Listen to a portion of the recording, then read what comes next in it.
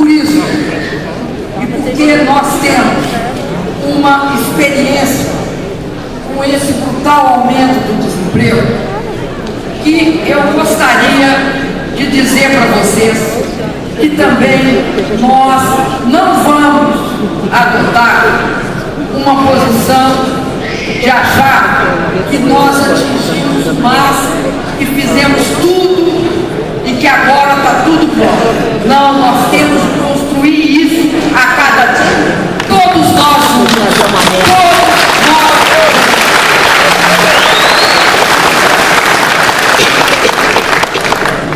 É tão certa a estratégia adotada desde o início do governo do presidente Lula, que hoje, nesse momento em que o Brasil enfrenta a crise, nós, de fato, não tivemos taxas exuberantes de crescimento econômico. Mas, em contrapartida, o desemprego está no seu menor nível das últimas 2 décadas, nos últimos 20 anos. Nós estamos praticamente em pleno emprego. As desigualdades nós continuamos reduzindo, aumentamos o poder de compra dos trabalhadores, o que muita gente considera um absurdo, porque aumentar a capacidade de consumo dos trabalhadores é vista como um método incorreto de política econômica. Nós não pensamos assim e queremos dizer o seguinte, que isso só se tornou possível, que ao mesmo tempo que a gente enfrenta uma crise, a gente tem as menores taxas de desemprego, porque nós tivemos uma estratégia consistente de combate à crise, o que se chama uma estratégia anticíclica de combate à crise. Porque nós aprendemos a enfrentar as crises, tenham elas o tamanho que tiverem. No passado, antes dessa década, nós enfrentávamos muito mal as crises. As crises eram até menores que de hoje, do que essa que a gente está vivendo agora. Naquela época, eles adotaram a mesma receita que a Europa está adotando, que era reduzir salários, desempregar, contrair o gasto e cortar investimentos. Era um horror, pior ainda, um horror sem resultado, que é o mesmo horror por que passam várias sociedades europeias hoje. Tudo isso que muitos países passaram, nós já passamos.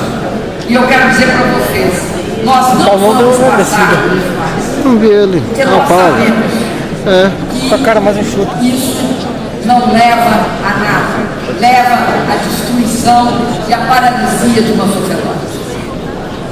Companheiro Lula, companheiras e companheiros, eu quero comentar rapidamente um pouco do que nós estamos fazendo para combater os efeitos da crise, para consolidar o nosso desenvolvimento.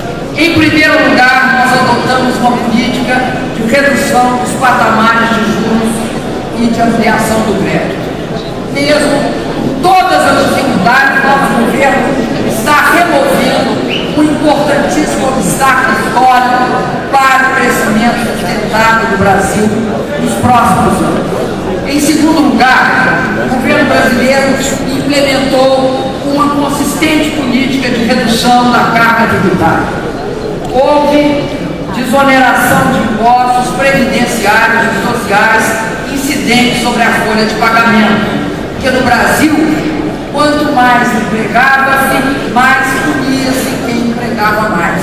Por isso, nós passamos a tributar mais o faturamento, o uso mais intensivo do capital e menos o uso do trabalho.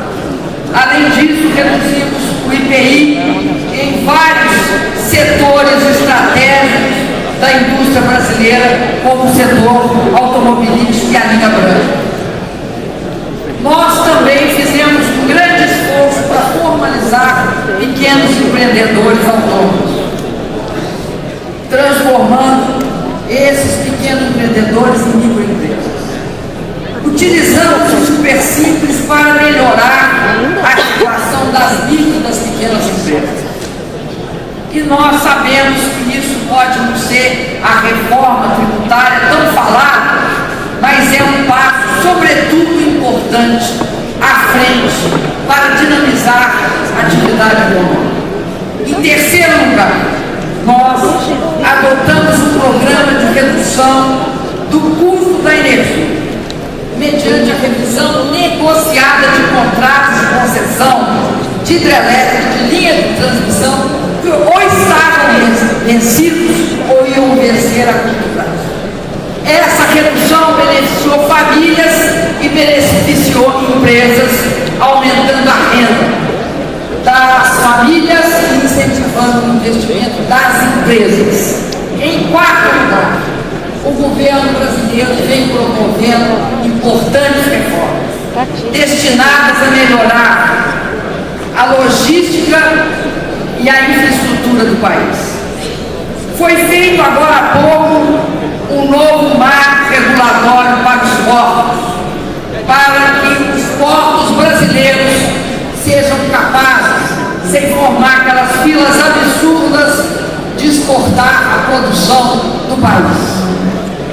Nós também vemos fazendo novas e grandes concessões para rodovias, ferrovias, aeroportos, atraindo investimentos privados e públicos para todos esses setores.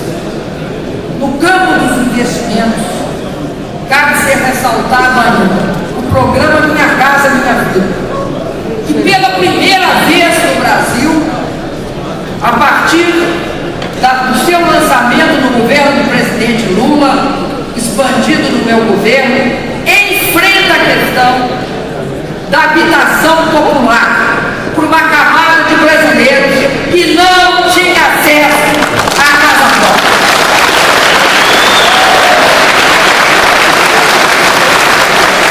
Ao mesmo tempo, nós também fizemos investimentos pesados em saneamento básico, concentrados no país, com apoio dos estados, dos municípios e da iniciativa privada. Eu quero lembrar, na época do governo do presidente Lula, logo no primeiro ano, nos primeiros anos, nós ainda estávamos sob supervisão do Fundo Monetário Internacional.